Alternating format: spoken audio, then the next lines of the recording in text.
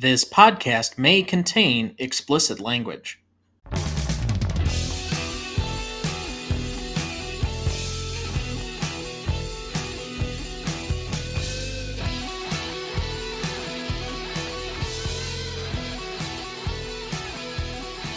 Welcome to the Greatest Movie of All Time podcast, the show that uses a unique grading style to redefine what the greatest movies are. I'm Tom Duncan. And I'm Dana Duncan. Hey, do you have it turned up to 11? We also welcome our returning guest, comedian and host of Midnight Facts for Insomniacs, as well as the newest member of our Five Timers Club, Shane Rogers.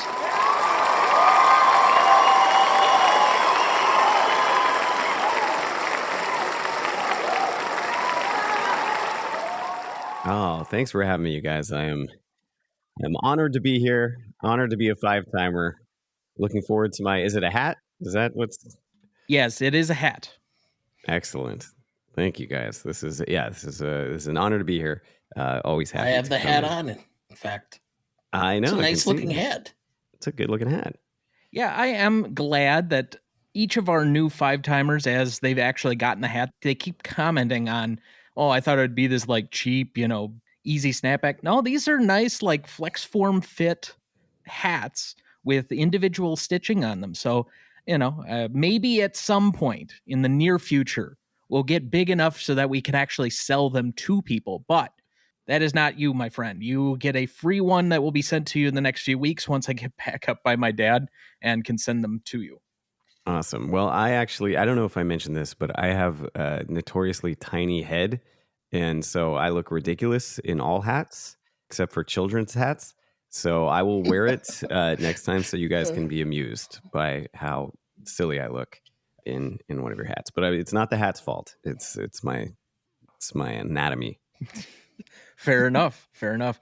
And I know that we've now decided, or at least the money people have decided, that 10 is now the t-shirt, which are also very nice. Oh, nice. Yes, okay. they are. Well, I have that to look forward to then. I can, I'll have to keep coming back.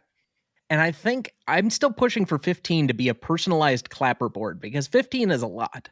I mean, 5 individually already for the hat was enough, but when you get to 15, you should have like a Walk of Fame almost status. Yeah, clapperboard would be cool. That's creative and appropriate for the topic. Well, definitely on brand with the logo. I'm thinking at least 20. We could do like an embroidered fleece jacket. Oh, that's a good idea. Well, I mean, since you are the money people, or half of the money people, I should say. Our most frequent guest is the other half of the money people, but yeah, okay, whatever you guys want to do. I'm just pushing for those clapperboards.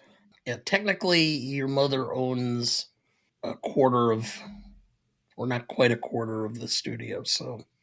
Okay, I still have, my majority control. That's the word I was looking for. 51%, because you said you didn't, if something happened to me, you never wanted to be equal partners with your mother. Correct. And thank God she doesn't listen to these. I'm definitely on board for a fleece. I'll have to come back until I can earn that one, because I look significantly less ridiculous in a fleece. Well, and we always enjoy having you. And let's look quickly back down memory lane. As memory serves, you've been on now, this will be the 5th time, but any favorites out of the first 4 that you've been on? The first one was actually cool. It was obviously my first experience, and it was a movie that I hadn't seen before. I think since then I've been able to kind of choose movies that are personal favorites or that I had some connection to.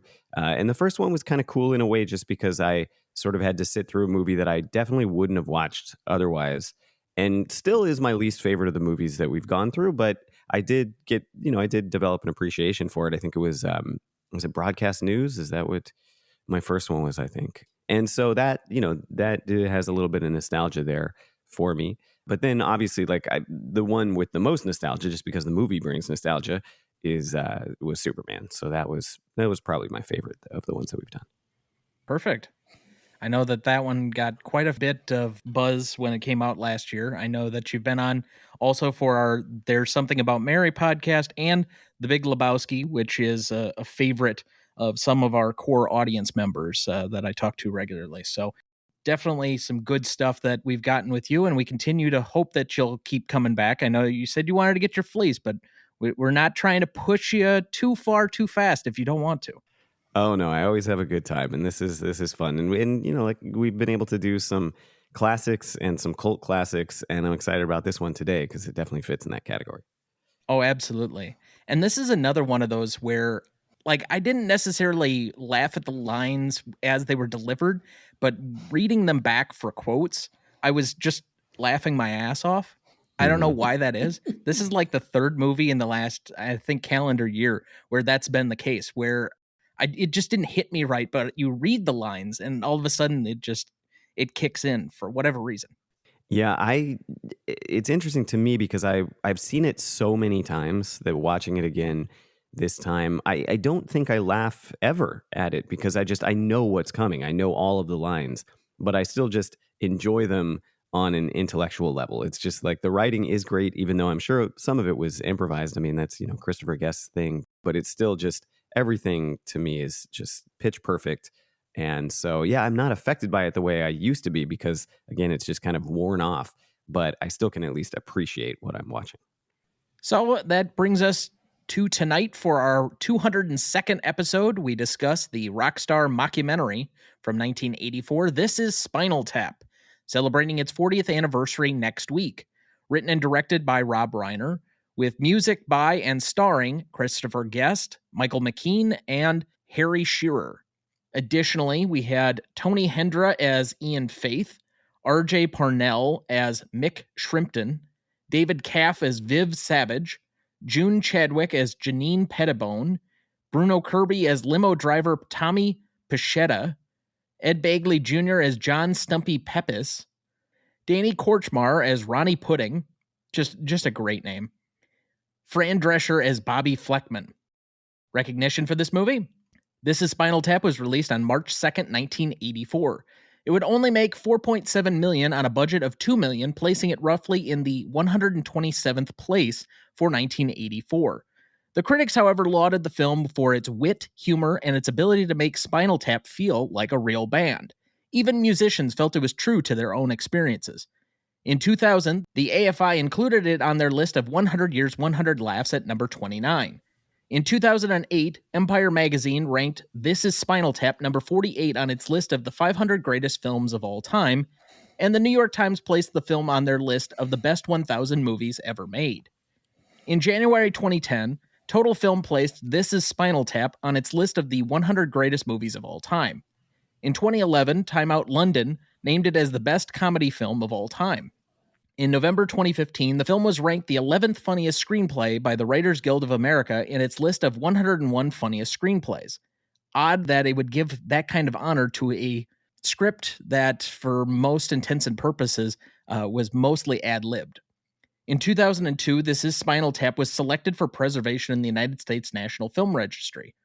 Since its release, This is Spinal Tap has gone on to have many cultural references and influences within the movie and music industries, including the use of the term spinal tap specifically as a common insult for pretentious bands. In May 2022, director Rob Reiner announced that he is working on a sequel to the film, which will include him returning to play DeBurgi, and McKean, Shearer, and Guest as the members of Spinal Tap. The film will be Castle Rock Entertainment's first film following its revival in 2021. Filming is scheduled to start this month. This is Spinal Tap currently holds a 96% among critics on Rotten Tomatoes, a 92 score on Metacritic, and a 3.9 out of 5 on Letterboxd. So as we start every week, Dad, what is your relationship to this movie? I actually saw this film. I didn't get to see it in theaters, but it was released on HBO, not by a lot of fanfare. I remember watching it as a lark because I really liked Rob Reiner and I really liked Michael McKean from when he was on Laverne and Shirley. Mm. So I watched it and just went like, wow, this is great. And I remember going, and this I think would have been about, was I in college? What year was this released? 84? 84. So yes, it would have been your sophomore year. Yeah, I was telling all my friends from that I would hang around with every once in a while on weekends, high school yet, and then from my college friends, you need to watch this. Then I've seen it a few times since, and then followed them because, and we'll get to this more on impact and significance, but this film saved Saturday Night Live. That's quite a statement. Yeah, it was close after the debacle when they got rid of the original cast and the secondary cast came on, which was predominantly Eddie Murphy and Joe Piscopo, and everybody else was kind of not that good. They were close to getting it canceled, and Dick Ebersol had taken control of it directly. He brought Lauren Michaels back, and Lauren Michaels said, "Well, we need to have somebody who can actually do more ad libbing." And he pushed to get Christopher Guest and Harry Shearer on the show. He wanted Michael McKean. He said no. And then Rob Reiner was involved in it, and he suggested Billy Crystal. And that pumped the show back up into the prime ratings. I think it would have likely been canceled if not for the influx of the members or the people involved with Spinal Tap. Interesting. I think my relationship is fairly minuscule. You had tried to show me this once, probably about 15 or so years ago, maybe 20. And the DVD that we got from Family Video was corrupted. So we only got through the first like 10 minutes. I remember it skipping out right before they were talking about the drummer dying and the circumstances surrounding that. So I didn't get much into the movie. So essentially, I count this as my first full viewing of the film. I saw it really young. My mom's boyfriend showed it to me and didn't tell me that it was like a mockumentary, or at least I didn't understand that. And so I always, for a long time, I just thought this was a real band and that they were just funny and silly. And I was definitely too young to get, 90% of the jokes and the humor. I just found these guys to be very entertaining. And it's funny because it's funny that I didn't make the connection. He was like Lenny or Squiggy. I don't remember which one was he Lenny? Lenny. Yeah, he was Lenny. It's funny that I didn't make that connection because I definitely watched Laverne and Shirley when I was a little kid. So I don't know how I didn't notice that that guy was in, suddenly had a British accent and was in a band. But yeah, I thought Spinal Tap was real for a long time and only then rewatched it when I was and I had the soundtrack. The guy who showed it to me, I liked the music. I was kind of rocking along as a little kid, and the guy ended up buying me the tape. I had the cassette tape of the soundtrack from when I was young and didn't realize that they were a joke band for many years and figured it out as a teenager when I watched it again.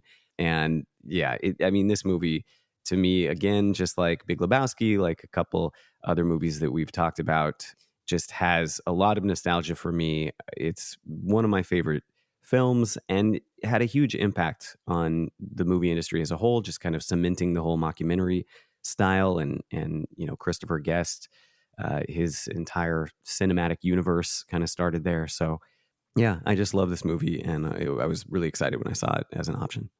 Now, I have a few follow-ups. Now, is the soundtrack actually named after the movie or is it Sniff the Glove?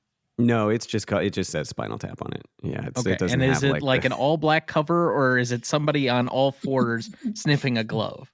That's a good question. What I remember is a picture of them. There's a picture of them on a minute, but that might be on the insert. Okay. So I'm not sure. I remember it had, every tape you would take out the little cover and then it would like fold out, right? And there were pictures on the inside. So I don't remember which one was the cover. If it was just pure black, I would have to look at it. I have it. Honestly, it is somewhere in a box, but it would be hard to dig out. But I'm sure I still have it. I swear there's got to be like a Sherwin-Williams color that's no more black. Yeah. Oh, 100%. Absolutely. None more black. None more black. You're right.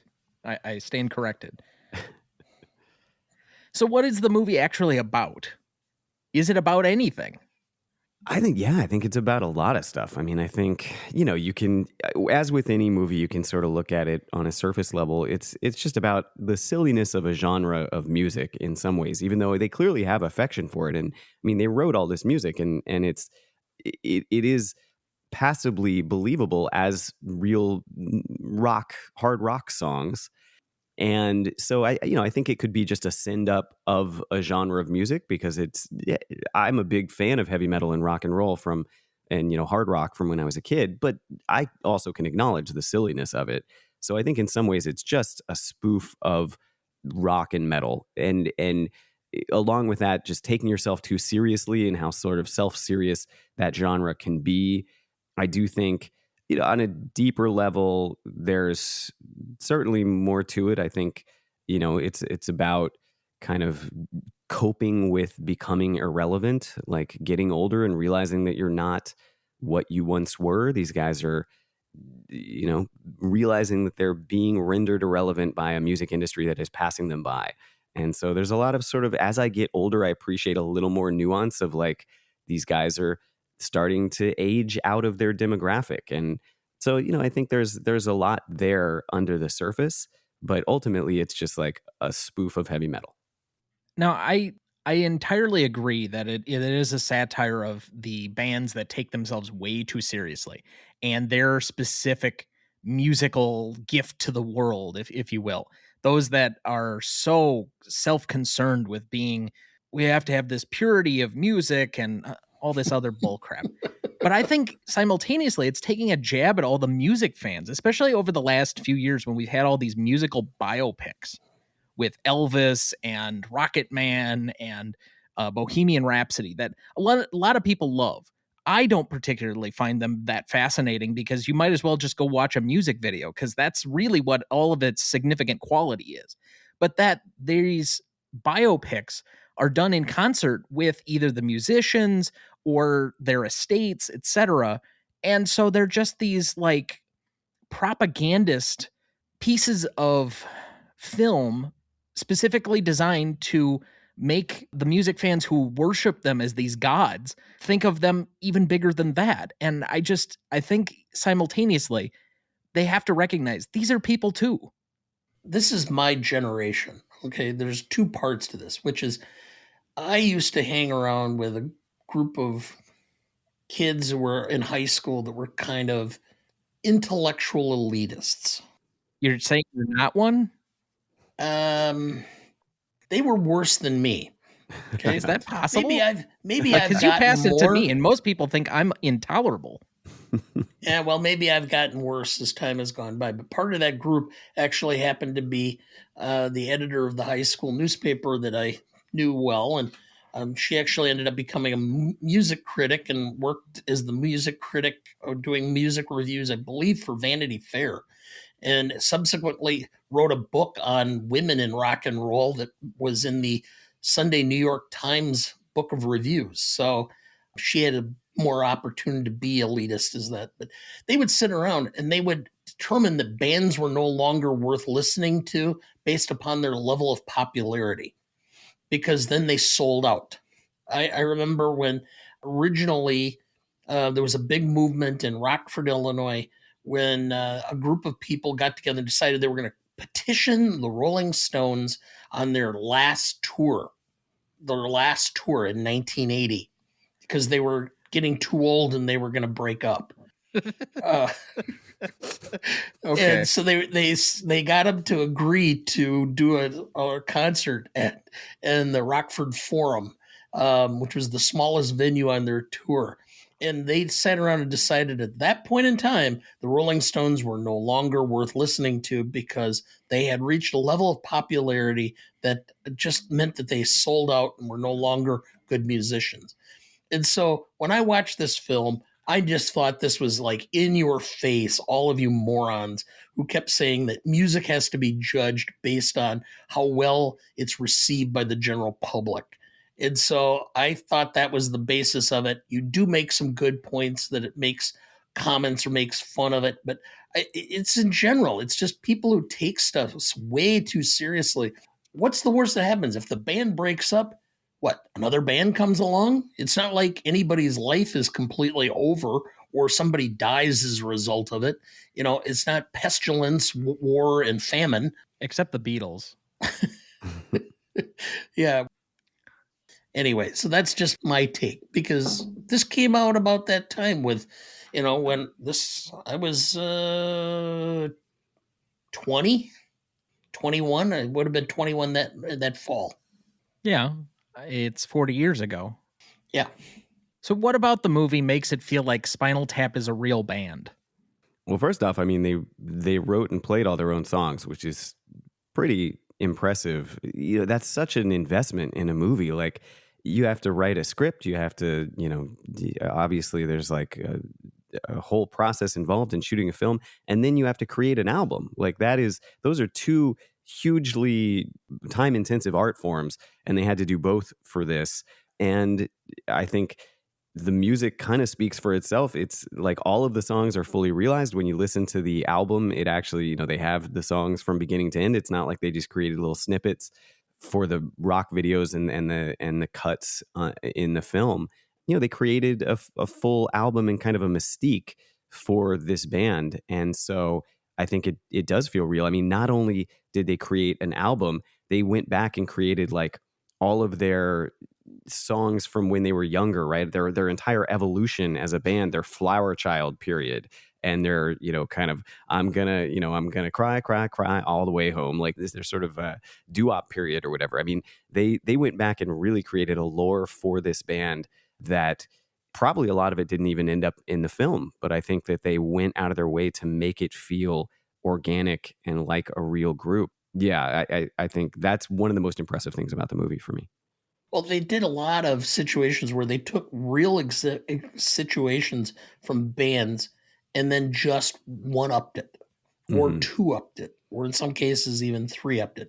I can't remember. I think it was Tom Petty did a rock album or rock film, and he got lost in Australia and came up in like in a on a indoor tennis court in the film. And so Rob Reiner thought of that, and that was the basis of them, like getting completely lost and making this long production of them not being able to find their arena. Mhm. I know that's apparently happened to multiple bands that have confirmed that exact situation. And I know for a fact that why am I drawing a blank? Because you're 60? Yeah. I know there have been situations with like Alice Cooper, because he has big sets and stuff where people got stuck in, one of the set pieces or whatever. So yeah, I think there are a lot of corollaries. I think there are plenty of bands have probably watched this. I was in a band for a long time, but we didn't we didn't have anything elaborate like this.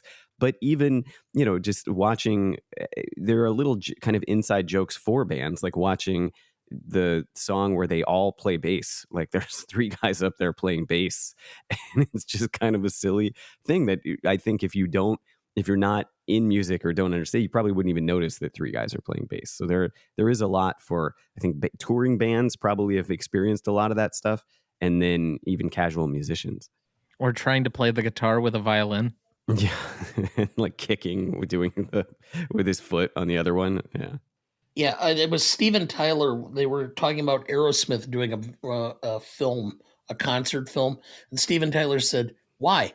Spinal Tap did it the best." Mm-hmm. Yeah. No, I have to give them a lot of credit, going back to the original comment by Shane, that at least they sang their own music. There's no lip syncing. Hmm. But yes, it's a lot of the little things that I think make people not realize that this is a documentary, or I guess mockumentary, not a documentary. And they toured as a band. They did a Spinal Tap tour. They might have done more than one. But yeah, I mean, those guys can literally play all the songs live. So how has the mockumentary style used for the film become so popular over time? I know this is not necessarily the first, and I wouldn't even say it's the first musical mockumentary. I know that they have given a little bit of credit to A Hard Day's Night kind of being maybe one of the first ones. But obviously, this style has adapted over time as we've gotten more sitcoms in this light. The two most notable being Modern Family and The Office. Yeah, I mean, I'm not super familiar with other versions of this from before. A Hard Day's Night was kind of just well, I don't know. I mean, Beatles kind of spoof film, right? I mean, this one is the first that I've seen or that I'm aware of that feels like a fully conceptualized mockumentary in the style that we have today. It feels like it did kind of Right. set a template. But again, a lot of the mockumentaries that are most famous are basically copies of Spinal Tap because they're Christopher Guest. I mean, once you get into Best in Show and A Mighty Wind, and he just kind of created a genre that he carved out for himself, and other people have dabbled in it and played in it, but I don't think that anyone has done it to kind of this perfection because he created the template for it as he did. Yeah, I would say that for the most part, any of the modern film mockumentaries are more as a result of the TV style than they are the other way around. I think they eventually took over this format and kind of popularized it more or less well after this movie was obviously made. But the ones that I think of the most are probably the Andy Samberg ones, the sports mockumentaries that he did on Hmm. HBO, or for that matter, Pop Star Never Never Stopping, stop stopping. Yeah. which is just a classic, underrated film. Yeah, absolutely. No, I think for the most part though that it became a forum for people to utilize when they saw what could be done in this method of madness. It became a way of organizing comedy or satire that it just all of a sudden people realized how adaptive this style was to that type of entertainment, and I think it's taken off for the most part since. Well, I do think there is a note to the realistic portrayal of things being more satiristic. I know one of my probably my favorite TV show of all time is Parks and Recreation, and they're able to take a lot of popular national political themes and employ them in a documentary style within the course of the thing, but also at a local level. And so you're taking stuff that for the most part would be seen as a normal everyday activity, and by not, maybe with a wink and a nod, but not necessarily obviously saying to the audience this is supposed to be fake, and by providing some level of at least grounded realism or attachment to realism, I think you're able to point out, oh, this could be about me.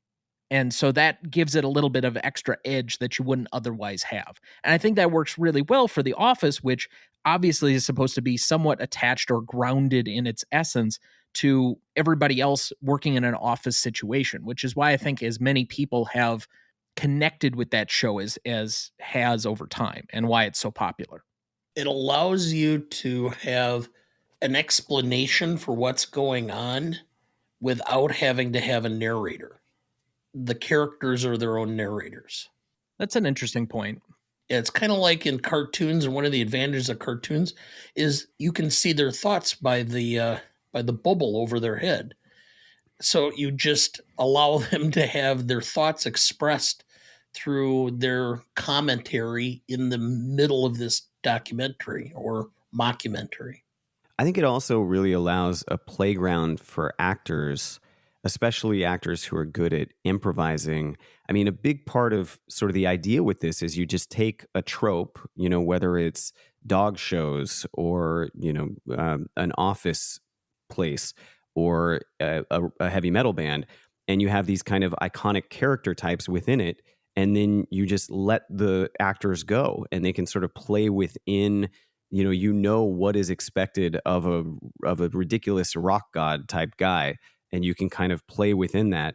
And so I think it's been a genre that not only is appealing to the audience, but I think is really attractive to a certain type of actor and people in theater, because it gives you just an archetype to play with, and then within that you sort of, it's almost again like doing improv. It's like an improv troupe. And so I think it's not for every actor. There are a lot of actors that don't want to go off script and want everything to be very rigid. But if you're an actor who likes to play and sort of have some fun and have some freedom, this is a great way to do it. And so I think that's why it's also connected so much with the artistic sort of theater community as well, and been adopted. And there have been so many versions of this. So, Dad, are you ready to give us some more background on the film? Do you have our plot summary ready for us? I do. This is Spinal Tap is a mockumentary comedy film that follows the fictional British heavy metal band Spinal Tap on their disastrous and hilarious journey on a tour of the United States to promote their latest album, Smell the Glove. During their tour, they encounter a series of absurd and calamitous events, including botched performances, absurd backstage antics, and a continually changing lineup of drummers who meet untimely ends. Through interviews with band members and behind the scene footage, the film satirizes the rock music industry, showcasing their absurdities and egos that often accompany fame and success. This is Spinal Tap is a cult classic known for its sharp wit and memorable characters and iconic scenes that have solidified its place as one of the great comedies in cinematic history. Thank you. Did you know? IMDb normally allows users to rate films only up to 10 stars, but specifically for Spinal Tap, the site allows users to rate the film 11 stars, referring to the up to 11 scene. Did you know? Several rock stars have commented on what an uncannily accurate spoof of the rock and heavy metal world this film was. Ozzy Osbourne said when he first watched the film, he was the only person who wasn't laughing. He thought it was a real documentary. U2 guitarist, The Edge, said, "I didn't laugh, I wept. It was so close to the truth." Marillion had 5 drummers in the space of a year between their first 2 albums, which guitarist Steve Rothery later admitted was like Spinal Tap. Did you know? Rob Reiner originally was going to be one of the band members. He ended up directing after Harry Shearer said he didn't look good in spandex. Did not know that. Yeah. Did you know? When Nigel rubs a violin against his guitar during his solo, it's a parody of Led Zeppelin guitarist Jimmy Page, who used a violin bow to play his guitar during many concert performances. Did you know? After the film opened, several people told Rob Reiner that they loved the film, but he should have chosen a more well-known band for the documentary.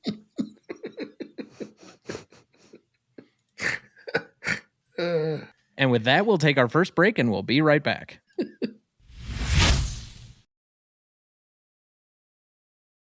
Before we jump back into the episode, next week we're taking a break from our regular episodes to bring you our 4th annual Oscars preview. We'll be giving you our predictions for every category as well as our personal take on each category, finishing up with our best picture rankings and our annual Oscars bad movie bet. It's going to be another fun one, so make sure you are subscribed to our feed next week to get that episode wherever you get your podcasts. Dad, we left off at best performance. Who do you have down? I have Rob Reiner. I think he held the thing together by his directing and how he kind of set the pace and the tone of the film for the most part. I think that if I remember right, this was his directorial debut. Yes. And it was obvious from watching this that he had talent in that regard. So that's who I went with best performance.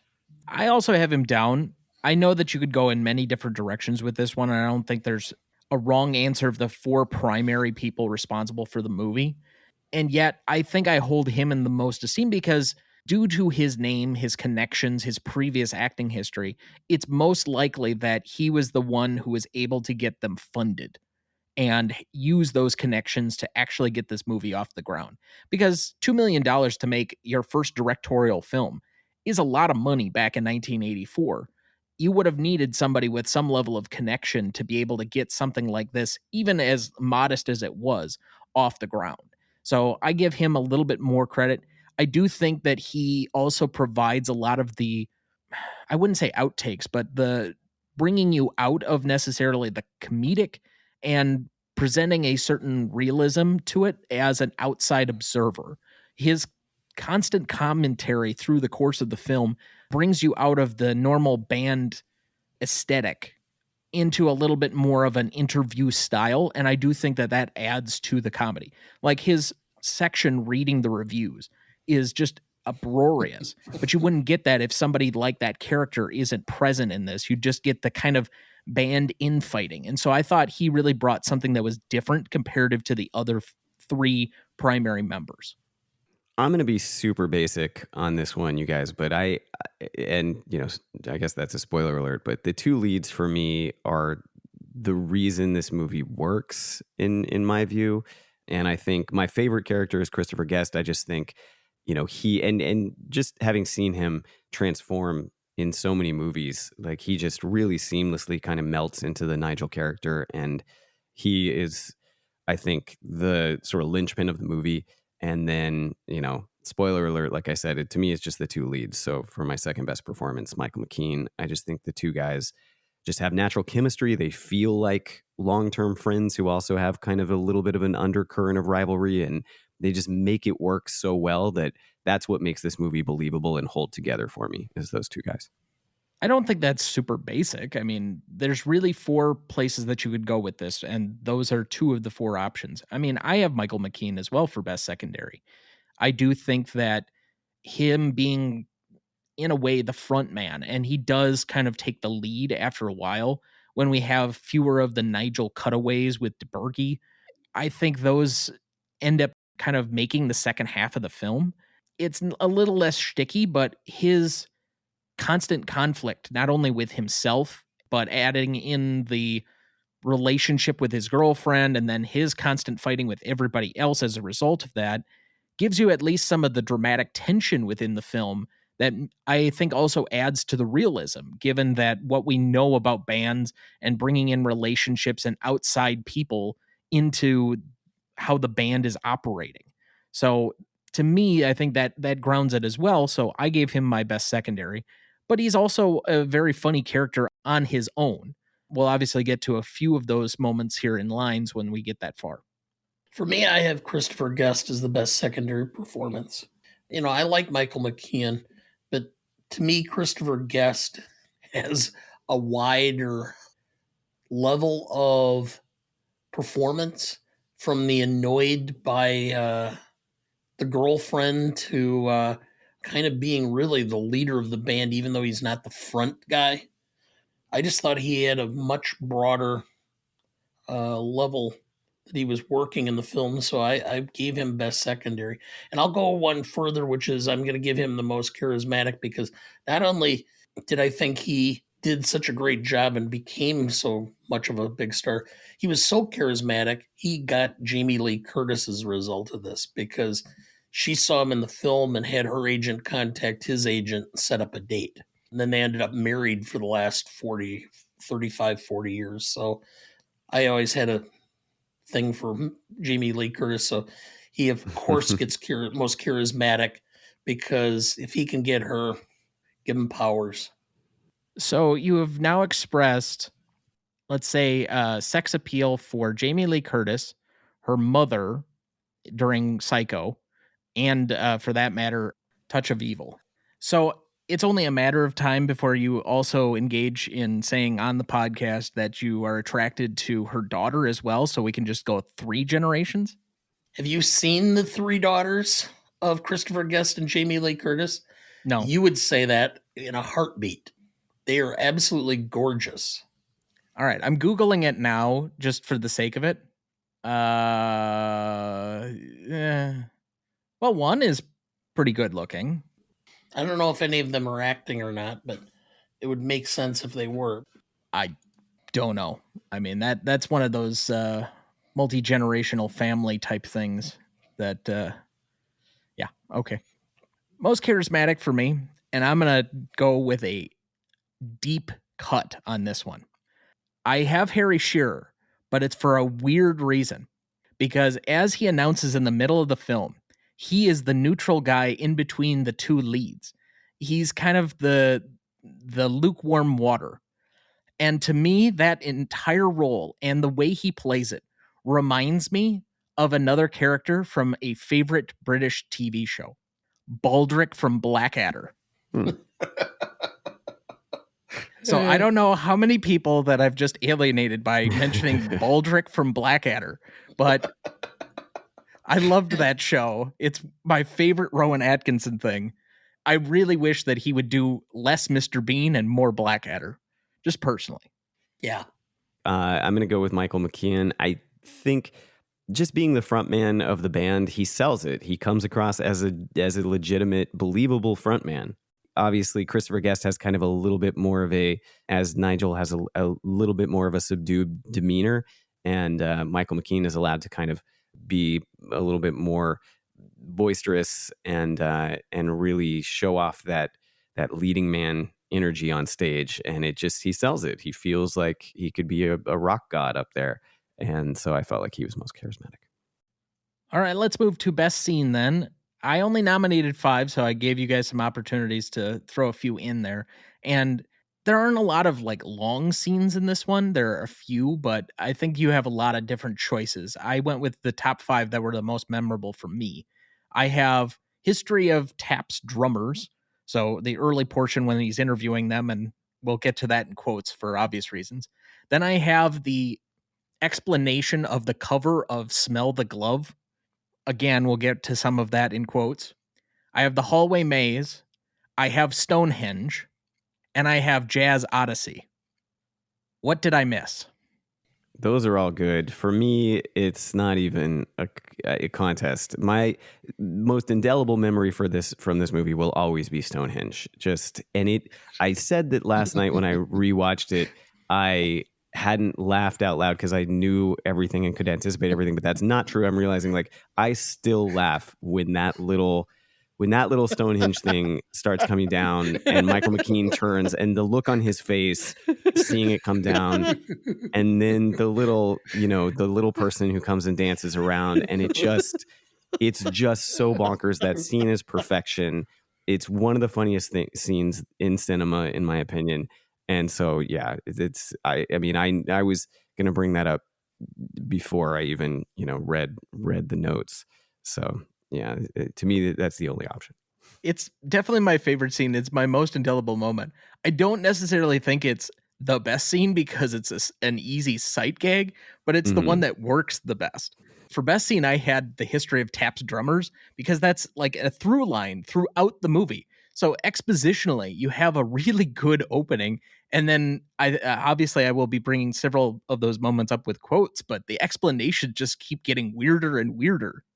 It is classic, and it's almost not even just one scene because, like you said, they intersperse it, but it is so well placed, and everything in that interview is great.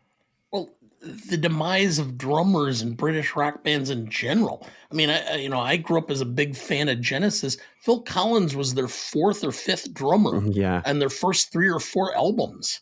And then he's the only one who stuck. But no, you missed one, and this is the one that I have used and made comments and jokes about for years, and that is the airport security scene. The number of times I've been traveling with somebody and they go off going through the gate, and I turn to them, friends of mine or somebody, and say, "Do you have a cucumber in your pants?" yeah. That's good. And the only other one that I would mention that I don't think you mentioned is the tour of the guitars, which I think, has certainly one of the most famous quotes of the movie that we'll bring up soon. And then there are just so many moments where he's, this one, the sustain just goes on. You can still hear that one. And, don't even look at this note. Just walk away. Don't even look at this one. Like that entire scene, especially for people who are into I play guitar, and so for people who are into guitar, but I think that's just that scene. It's a scene that keeps giving, and the more you watch it, kind of the more you pick up, and people always make references to it. Don't even point at it. Yeah, don't even point at it. At least somebody that Tom knows, my friend Bob Puckett, may he rest in peace, going through the airport, he went off, and I said, "Do you have a cucumber in your pants?" And he just fell over, and he was calling me every effing thing he could think of because he couldn't stop laughing. And of course, TSA is not amused. Well, the obvious answer there is you have to say no, but we have armadillos in our trousers. That's another classic one. Yeah. Anyway, so that's my most indelible. But that's not my best. I have the hallway maze as my best theme. Okay. For the explanation of the drummer demises, I have the gardening accident on there for quotes, but I don't have, because it would have been way too long, but he is fixated on someone else's vomit. Yeah. And of course, you can't really dust for vomit, which is a line that I don't know how I've worked that into conversations, but I've said it so many times. Okay. I said my favorite scene. Dad, what was yours? Stonehenge. All right. So that's 3 for 3. Yeah. And most indelible moment was also Stonehenge for everybody? Yep. No, I have the maze. Oh, okay. Or no, excuse me. I just said that. No, I had the cucumber, because that's the minute you said we were going to do this film, that was the first scene that came to mind. All right. So that takes us to our second break. We'll be right back.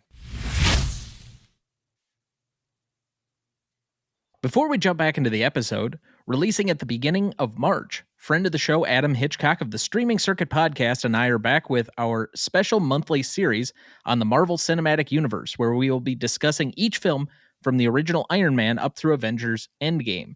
The first half of each show will be on his feed, and the second half we will apply the Stan Lee rubric to each film to determine the greatest Marvel film of all time. This month, we're covering the Guardians of the Galaxy from 2014. Don't miss out. Make sure you are subscribed to both feeds to get these episodes. Dad, do we have anyone to remember this week? Yes. First, we have Joanna von Kozen, 90, German actress. She was in Victor and Victoria, The Marriage of Mr. Mississippi, and Our House in Cameroon. Lanny Flannery, 81, American actor. Miller's Crossing, Signs, and Men in Black 3. Paul D'Amato, 76, American actor, was in The Deer Hunter, Heaven's Gate, and Slapshot. Only one of which we've covered on this show before, and it is not The Deer Hunter. To me, Slapshot is more entertaining than The Deer Hunter, although The Deer Hunter obviously is a better film. The Deer Hunter is a better film, but yes, I would agree Slapshot is more entertaining. So we remember these fondly for their contributions to the arts with a moment of silence here in their honor.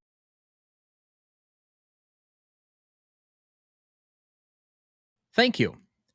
And now we desecrate their memory with the poor British accent and Rob Reiner impersonation I'm about to do. First one up, Nigel Tufnell. The numbers all go to 11. Look, right across the board, 11, 11, 11, and oh, I see. And most amps go up to 10? Exactly. Does that mean it's louder? Is it any louder? Well, it's one louder, isn't it? It's not 10. You see, most blokes, will be playing at 10. You're on 10 here, all the way up, all the way up, all the way up. You're here on 10 on your guitar. Where can you go from there? Where? Horrible. Just awful. So whoever would like to bring some sanity back to the podcast.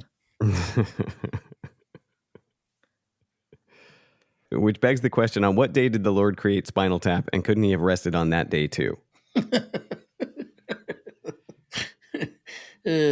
David St. Hubbins.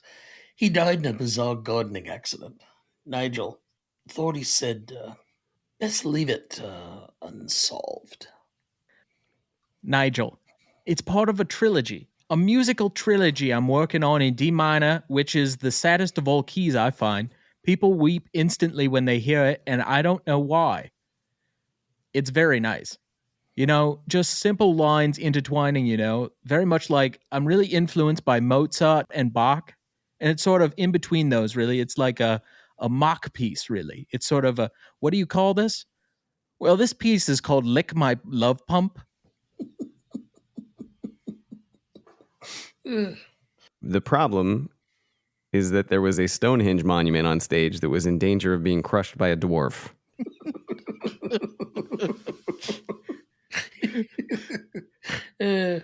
David St. Hubbins. It's such a fine line between stupid and Nigel. Clever? Yes. Yeah, clever. It's like, how much more black could this be? And the answer is none. None more black. The David St. Hubbins quote, it's not your job to be as confused as Nigel. Ian Faith. The Boston gig has been canceled. St. Hubbins. What? Ian. Yeah, I wouldn't worry about it, though. It's not a big college town. That one brought an audible laugh to my mind because I forgot that line. Yeah, I had to. What is it, like 7 colleges in Boston? Mm-hmm. And the most famous ones. All right, I can't subject the audience anymore to my accent work, but Marty DeBerge, David St. Hubbins. I must admit, I've never heard anybody with that name. It's an unusual name. Well, he was an unusual saint. He's not very well-known saint. Oh, there actually is, there was a St. Hubbins? That's right, yes. What was he the saint of?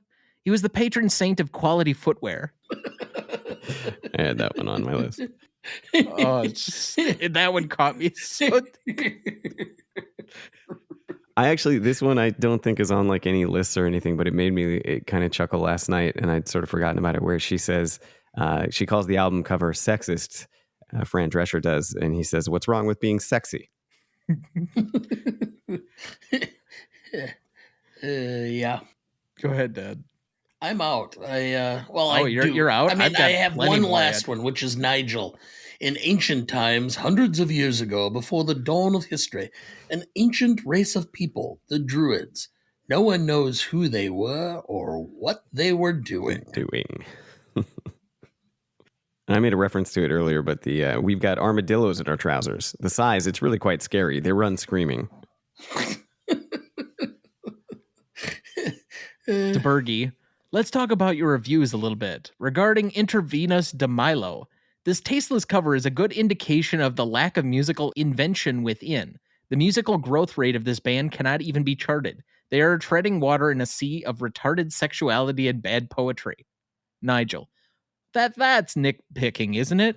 Nitpicking. I think one of the classics has to be "Have a Good Time All the Time." DeBergy, the review you had on Shark Sandwich, which was merely a 2-word review, just said shit sandwich. They can't print that, can they? I think I'm out. I could probably keep going if I would have one left, and that's Bobby Fleckman. You put a greased naked woman on all fours with a dog collar around her neck and a leash, and the man's arm extended out up to here, holding onto the leash, and pushing a black glove in front of her face to sniff it. You don't find that offensive? You don't find that sexist? This is 1982, Bubby. Come on. That's right. It's 1982. Excuse me. If I'm going to do full accent. That's right. It's 1982. Get out of the 60s. We don't have this mentality anymore. Well, you should have seen the cover they wanted to do. It wasn't a glove, believe me. Was it a hood ornament? Sure. Come on, you know what I'm talking about. That's an inside joke. I don't know what you're talking about, but that's all right. I had a first case I ever had as an attorney. Oh, the guy okay. came Now in, I get what he was upset. He was upset because he owed money to a guy, and he ended up beating him up because he came over and glued a 18-inch dildo to his hood of his car with super glue. Said if I was going to be a dick about owing him money, I should drive a dickmobile. All right. Now I understand where you were coming from with that. Yes. The minute you said it was like one of my first cases. Now I got you. Okay. I knew at that point in time that I'd picked the right career. All right, let's go to the Stanley rubric then. Legacy is up first. Dad, do you want to go first or second? I'll actually go first. I'm going to give for the industry a perfect 5 because, as I indicated, Saturday Night Live was about dead until they recruited. Now if you listen, Harry Shearer was only on for half of a season before he told Lorne Michaels to fuck off and leave because he hated him so much. But still, if it wasn't for Christopher Guest and then ultimately bringing in Billy Crystal tied to this, I think that show would have been off. And it was after that they went back and found a bunch more of the next generation, which included Dana Carvey and I'm trying to remember who else was in there. Michael Myers and all of those guys. Otherwise, that show would have been gone. And that show is continuing to survive but for this. Not to mention the fact that this became a vehicle that so many other movies and television programs seem to follow, this mockumentary aspect. Not to mention also that this proved that Rob Reiner could direct a movie. And Rob Reiner went after this on a series of films over the 1980s and 90s. A streak. Yeah, that you look at that list of films. If I would love to have an opportunity to just talk to him one time and just go, did you ever think as you were doing these as to the fact that you ran a series of films that most directors could not have achieved over a 30 or 40 year period, and you did them in about a decade? Yeah, it was Princess Bride, When Harry Met Sally, Spinal Tap. Here's the run consecutively. This is Spinal Tap. Then he did The Sure Thing, which, okay, fine. But his real run starts with Stand By Me, Princess Bride, When Harry Met Sally, Misery, A Few Good Men. He does a movie called North that I've never heard of. And then his last one that I would say is of like huge repute, The American President. Yeah. Then he's got a bunch of stuff that like has kind of really fallen off. The only notable one since then is probably The Bucket List. But even so, I think that's I mean, if you some of take literally the greatest movies of all time. Princess Bride, Stand By Me, When Harry Met Sally, Spinal Tap are in the pantheon. I mean, those are some of the greatest movies ever made. I think A Few Good Men might be the most watched cable movie of all time if it's not Shawshank, and it's probably the first one everybody thinks of a courtroom drama. Mm-hmm. Yeah. So to have Princess Bride, When Harry Met Sally, Misery, and A Few Good Men, that might be competitive with when we're talking about 4 movies back to back to back like that with Hitchcock's 1958 through 63 run. For the public, I only gave it a 3. And it's in large part because I think the public who, if you're over 50, you lived this film and really loved the film and enjoyed the film and immediately go, yeah. If you're under 50, most people have never heard of it. In fact, again, our little straw poll in my office staff, which is a little microcosm of American society for central Wisconsin, Midwest, all predominantly Caucasian, but nevertheless, no, they had never heard of it. So I went with a 3 overall, so an 8. So I think you've convinced me. I was originally at a 4.5 for the audience, but I'll even throw in something you didn't have. And that's Shearer going over to what is possibly the most successful animated show of all time in The Simpsons and his contributions towards that, which he wouldn't have gotten except for this movie. So you throw in a few things where these guys have obviously had a lot of comedic connections, made themselves into something much bigger as a result of this movie. And even though in the moment, it didn't have that kind of immediate impact in a box office sense, this movie has been highly influential. So I'll go to your 5. On the audience, though, it's a limited name ID. Those that have heard of it likely have also seen it, at least from our straw polls when we did them on Twitter recently, and I think on Instagram. It was a lot of people that, for the most part, if they've heard of the movie, they instantly recognized it, they'd seen it. And so we do have some of that backing. But there's only really one significant pop culture moment that has resonance beyond the film itself, and that's going to 11. So I agree with you. I also had a 3. I have an 8. Yeah, I'm kind of right with you guys. Definitely a 5 for the industry.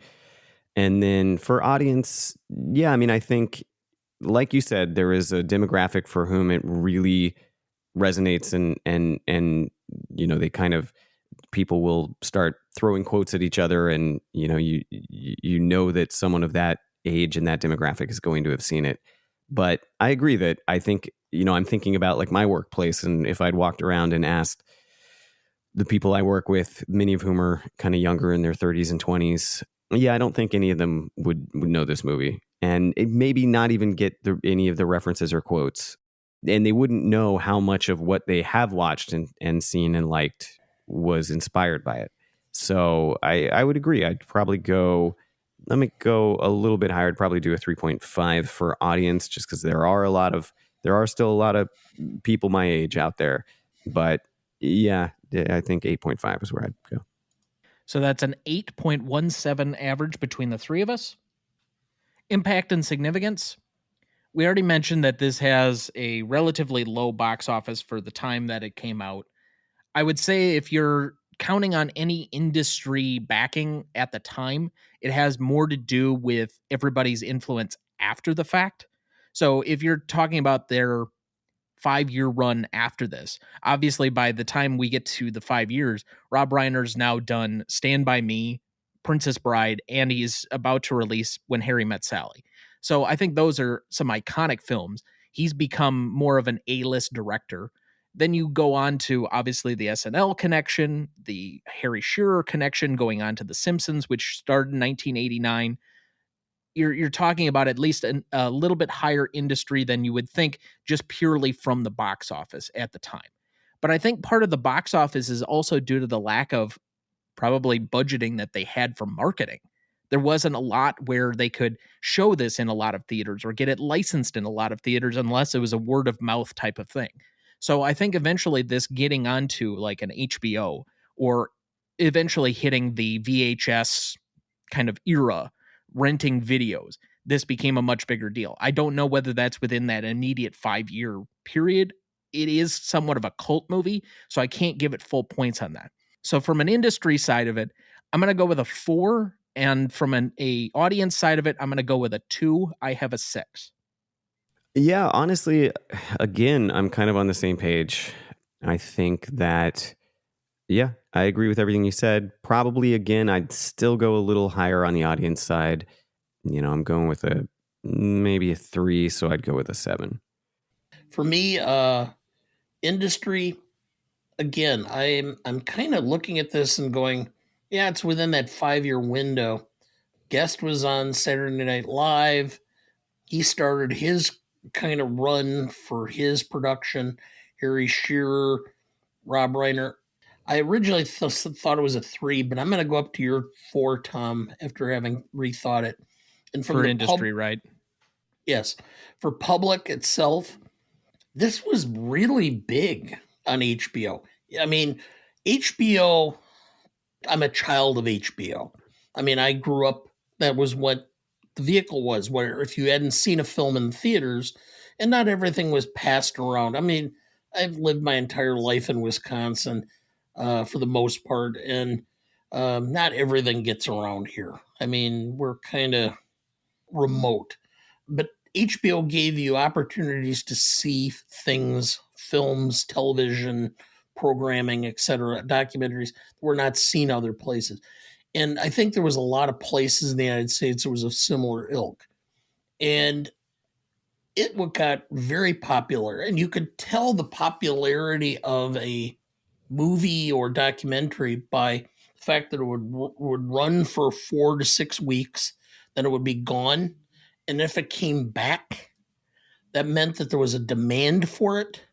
I think Spinal Tap, if I remember right, had like 3 or 4 runs over a period of a year, which meant that this is something that word of mouth kept saying people wanted to see. And if they hadn't seen it before it stopped its run on HBO, it came back again. I think this became much bigger. I'm going to go with a 2.5 for that, so 6.5 overall, just on the HBO. HBO and also video. I mean, if I would go into video stores and this was always on the like recommended staff picks or whatever, and always in kind of they would always have multiple copies, and a lot of times it was out. I mean, it was a very big, if you can say something is a very big underground thing, this was that. It really kind of blew up over time. There have been movies like that. I mean, the Shawshank Redemption, where it didn't do well in the theaters, but has become a megalith going forward, and it really picked up momentum and steam. And so I think it's that's why I'm saying, for me, I think it's a little bit bigger than we're giving it credit for. But I do understand where you're coming from. Let's head over to novelty then. Shane, would you like to lead? Remind me. So for novelty, are there two separate? I think I've kind of started to adopt something similar to that, but no, there's not officially any separate category or like division in this score. So just up to 5. Yes, or up to 10. Or up to 10. Okay. Well, I mean, it's interesting because I guess I don't know enough about the history of mockumentaries. This was the first mockumentary that I'm just aware of being in this format. And I know that there were some predecessors, obviously, who wasn't completely inventing the wheel, but certainly was at least reinventing the wheel and making the first real mockumentary as we know it today, almost to a T, with a lot of things that you see. I think if the music were updated a little bit, if the maybe video quality were updated a little bit, this would still look like a very current version of a mockumentary. To me, that's really innovative. This was, again, kind of blazed a trail that still is really, really popular, and I guarantee you'll see more versions of this coming out soon. and also just, the Christopher Guest run of movies that has its own cult following. So I'm going to go with a 9 for that. So it's similar to a lot of my thoughts on this one. It's the first, I would say, popularized mockumentary, depending on your mileage of Hard Day's Night, which obviously was popular in its time, but doesn't really adopt this same style. It was obviously a wink and a nod at the time that it was made, but I wouldn't say that it's like a true rock documentary or rockumentary, if you will. But the movie does look a lot like the band documentaries that I've seen of live clips of like Journey or Led Zeppelin or any of the big bands from the 70s and such.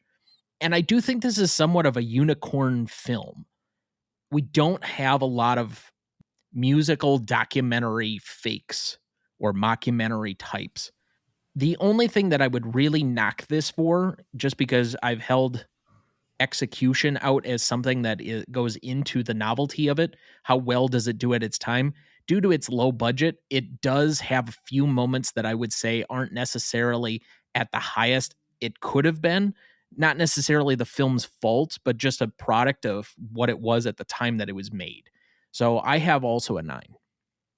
Well, for me, I thought about it, and it's really a film that I could not find anything that was a real predecessor. It took an area of film but transformed it into something that was comedic and satirical that had never been really done before. And while I had a certain desire to go with like a 9.5, simply because you've both made good points and I'm going to assist Tom with the math, I'm going to just go with a straight 9. So that should make it easy for you, Tom. Well, you made the last category easy by giving me the average with a 6.5. So you've made this one easy too with a 9. Classicness, Dad, I will clear out for you. Generally, the way we've been doing this is it's been, kind of starting with a 7. The sheer fact that we have an entire scene of Fran Drescher pointing out the sexism and just horrible way rock musicians had been treating women for decades, and this being done in 1984, in and of itself deserves at least a point or point and a half higher. So I would normally say that I'm at about an 8.5 or 9. But then to go to the fact that this is pretty much a testosterone driven movie, which, you're criticizing the genre for being testosterone driven, and then you make a film that is testosterone driven, kind of mutes the point. So I'm going to go with classing this at 8.5 overall, simply because of the fact that it didn't follow its own lead. So I'm, again, of similar mind to a lot of the points you've made. One of the places that I would go a little bit further than you did in how I've always viewed classicness, the thing I mentioned at the top of the show with the more self serious musician biopics that are crafted in conjunction with these artists, this feels much more fresh. That pops the facade of the pedestal raising that we've had for these kinds of people before, particularly the really famous musicians. Again, they are just people too. And so, thus, I give it points for being somewhat ahead of its time, being able to kind of undermine what I feel to be a newer genre that I'm not really interested by. The other thing I will say, and I've always mentioned this when we do comedies for classicness, the jokes still work pretty well. So, in addition to the points that you've already made and such, I would have it up at a 10, except for one critical point, and which is why I knock it back down a point to a 9. Where is rock music anymore? The thing that I have to knock this for is that it's for a genre of music that just is not very popular anymore.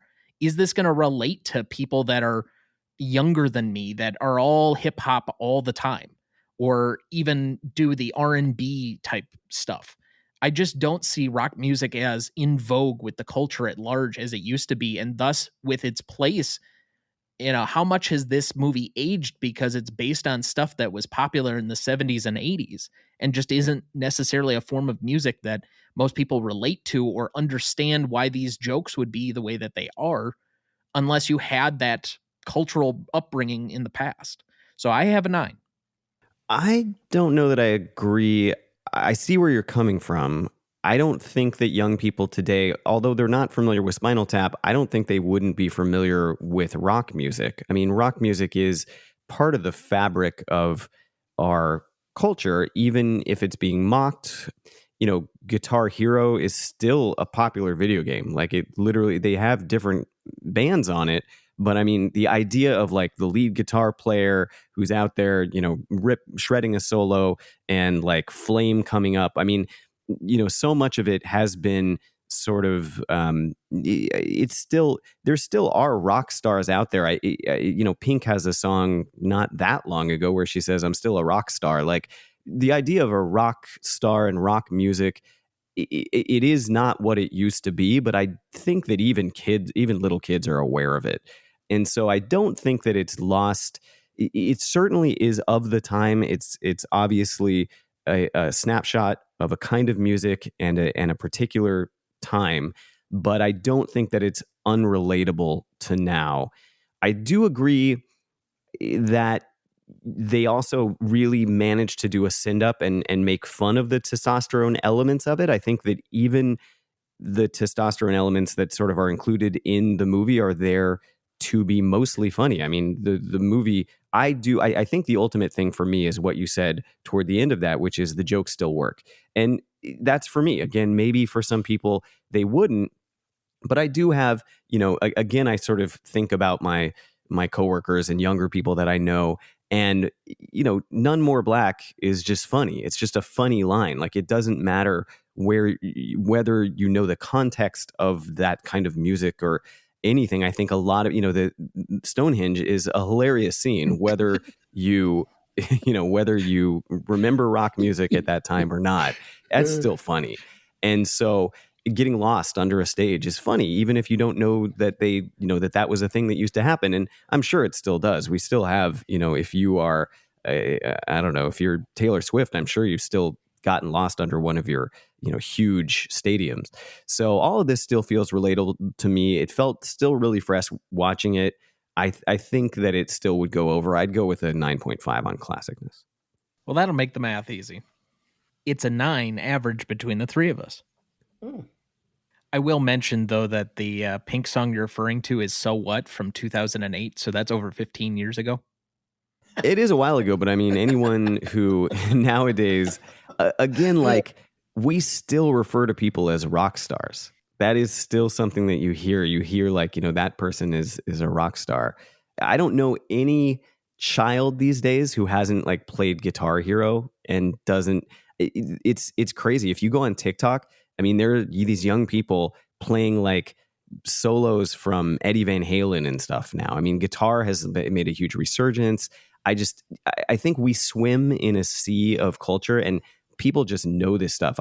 Every teenager I see has a Nirvana shirt on. Like, it's not like culture has stopped and people only listen to the things. There's something retro and cool now about that. Like, and my era was not Led Zeppelin, but I know of Led Zeppelin. I grew up understanding classic rock of my generation, and the classic rock of the new generation is like hair bands. I mean, I've listened to what they call classic rock stations now, and it has Def Leppard and Bon Jovi are played on classic rock stations. And so I don't think kids don't know about classic rock. Well, I mean, that is technically 40 years ago. So if that's not classic, I don't know what it would have been, because classic rock in the 90s would have been only the stuff from the 70s when you're talking like Elton John and Led Zeppelin. So, okay, fine. But by the same time period, wasn't it last year that we had the Workday commercial that was "You're a rock star," and they kept bringing out old, trotted out rock stars to basically counteract it? It was like Billy Idol and one of the guys from Kiss, and I can't even remember. But it was all the like Paul really Chris. washed up people that hadn't been relevant for like 30 some years. And I'm like, this is only a commercial Ozzy. for people that are like 50 and older. No, because their kids know of their kids listen to that stuff because they listen to it. I mean, I didn't listen to I wasn't around when Led Zeppelin was like big and playing, or Jimi Hendrix. You know, he was dead long before I was listening to music, but I knew of that stuff because my parents played it and because, you know, it was cool to be into at that time. There is no kid out there right now over 10 years old who doesn't know what a rock star is. I cannot buy that. I'm sorry. Having thought about this situation, given my age and history, there's like pivot points, or there's like seminal moments in music where it becomes a big deal, and then it kind of morphs into different stuff. The 1930s and 40s, we had the big bands, but they were really taken from the 20s jazz. And then the jazz, they continued and had singers and whatever, but even they kind of related because certain portions were the ones that influenced early rock musicians like Jerry Lee Lewis and went to the Beatles and on and on. So, yes, I understand, and they're still going to have rock stars, but I'm finding, for example, rock stars are either the rock stars from 20 years ago or older. I mean, we're talking about the fact that Roger Daughtry is doing a tour right now. Daltrey. He's like almost 80 from The Who. But by the same token, if you listen to most of today's country music, it sounds like the Western version, or the California rock stars, the Eagles, Journey, the groups that were out there in California, only with a little bit more of a twang to them. So, And the if you, inclusion of a truck. yeah, usually a divorce or Sorry to mama. minimize country music. Yeah.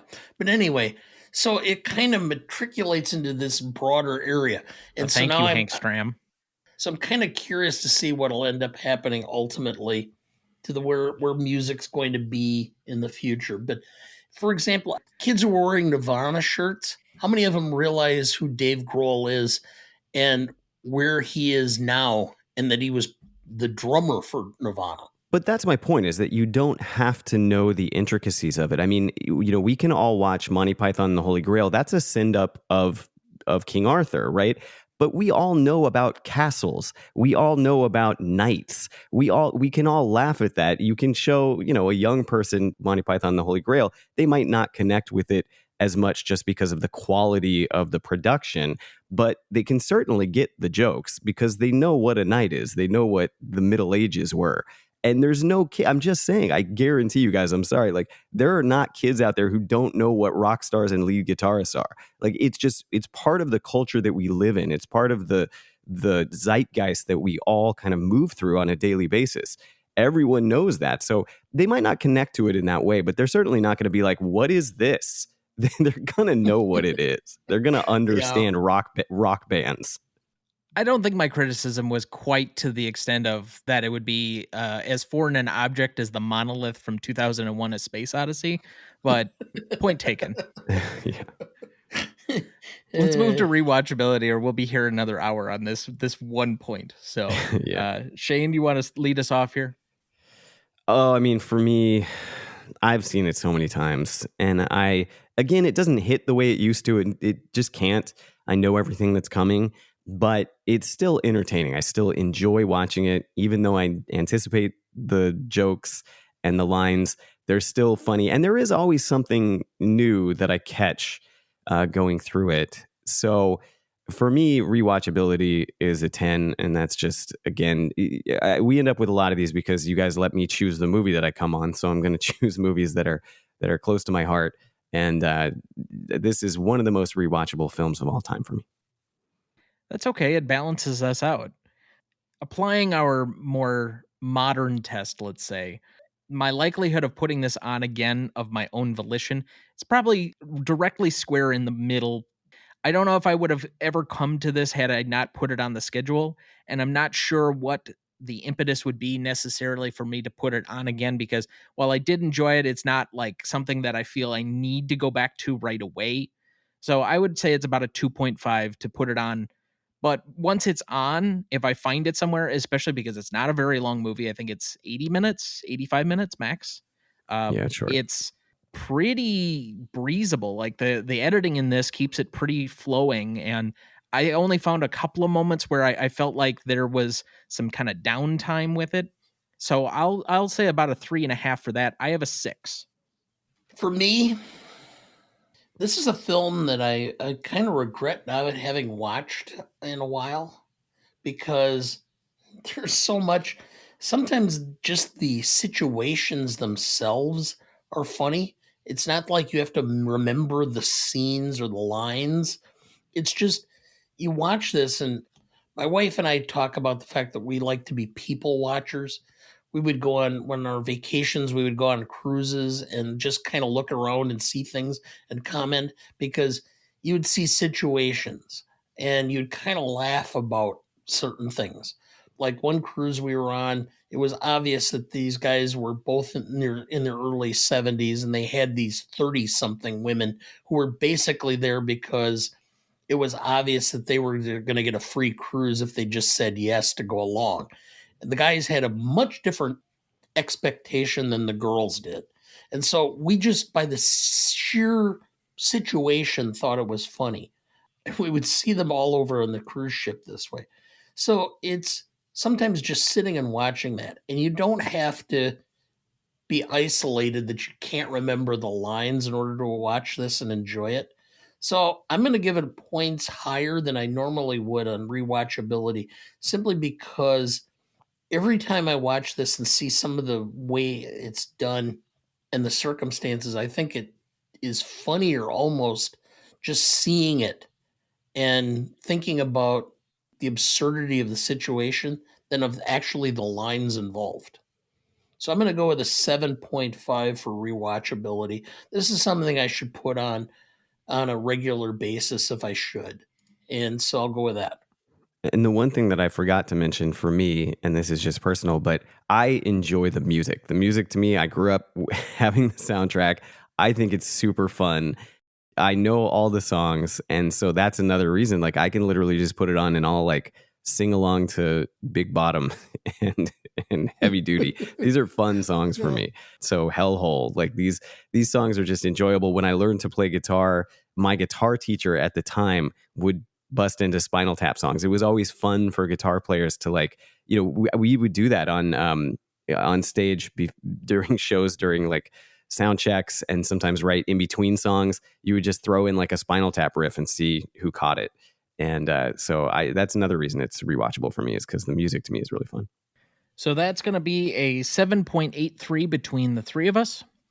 For audience score, we had an 88% for Google users and a 92% for Rotten Tomato users, giving us a 9 overall. So to recap the categories, we had an 8.17 for legacy, a 6.5 for impact significance, a 9 for novelty, 9 for classicness, a 7.83 for rewatchability, and a 9 score for audience, giving us a final total of 49.5. And currently placing it on our list between The Third Man and 2001: A Space Odyssey. Boy, not like you could find three more common films. Yeah, right. I can't believe I somewhat predicted this about 2 minutes ago, saying The Monolith and 2001: A Space Odyssey, and then it places just one higher than that. Yeah. Coincidence? I think not. Or maybe it was. I don't know. Anyway, if you disagree with any of our scores or have any commentary for us, good, bad, or otherwise, please write us at greatestaltimemoviepodcast@gmail.com or find us on YouTube, Instagram, X, Letterboxd, or TikTok at the handle @GModePodcast. Let's move to remaining questions. I have none, and whatever remaining questions I could probably come up with will likely be answered by the sequel. Any remaining questions for either of you? No, I don't think so. I think everything. I am interested to see how the sequel works out. So that's the big question: is how is this even going to be a thing? But I'm looking forward to it. My biggest question with the sequel would simply be if it's focused on Spinal Tap itself, or if they are consultants for a band that's up and coming, like they're producers now, or they run their own studio, or how this exactly their influence is going to work. Because if they're the subject of it and it's a direct sequel, I'm not sure that works quite as well. Yeah. All you need to do is it should be the band broke up. They're offered a ton of money to come back together, and it's the whole concept of them trying to come back. And all they have to do is follow the formula established already by Pink Floyd, and just follow that dumpster fire and show how horrible it would be. You could just follow that and make it hilarious. I was going to say, if you have them so that Nigel and David won't even come on the stage together, they have to enter from opposite sides, and they have just to like have their eternal feud. lawyers. Yes, they have to have their lawyers discuss which songs they're going to perform. No, the only way that works then is if Harry Shearer's character is like the go-between between the two of them. He's the only one that can talk to either of them, or DeBerge, like they're the peacemakers.